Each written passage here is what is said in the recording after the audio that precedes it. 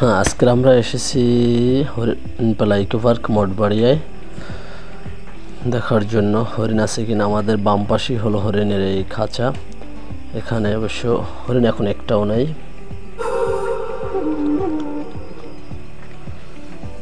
এরপর সামনে গেলাম।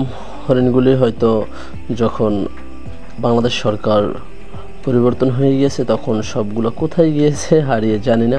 আমরা অবশ্য হরিণ দেখার জন্য আসছিলাম, কিন্তু একটা হরিণও খুঁজে পাইনি। তবে যাই হোক, জায়গাটা অনেক সাজানো গুছানো, অনেক সুন্দর সুন্দর ফুল আছে, আসতে দেখতে পারবেন। ঘোরার জন্য যদি কোথাও যাইতে ইচ্ছা হয় অবশ্য হরিণপালা আসতে পারেন আপনি।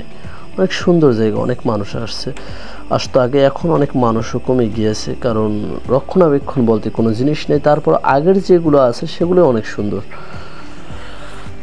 যাক, দেখি সামনে কি আছে। আপনার সাথে থাকেন, দেখতে থাকেন মিক্সম্যানের ভিডিওর চোখে। সামনে একটা ঘাট বাঁধানো পুকুরের পানিটা অনেক সুন্দর।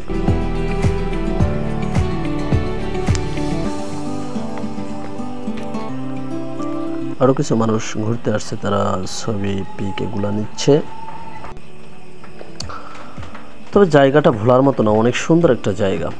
অনেক কাজ পড়ে আছে এখনো, যেগুলো করতে পারিনি। বাংলাদেশ সরকার যখন অদল বদল হয়ে গিয়েছে তখন সব কিছু স্টপ হয়ে থেমে গিয়েছে, আর কাজ হচ্ছে না। কারণ যেটা পার্কের যারা মালিক ছিল, এই জায়গার উপজেলা চেয়ারম্যান, তিনিও হয়তো, আমি শুনেছি যেটা বাংলাদেশি নেই।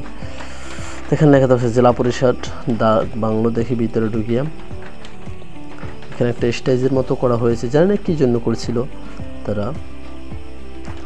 অনেক সুন্দর একটা মসজিদ দেখতে পাইতেছি, সামনে একটা সুন্দর খোলা মাঠ।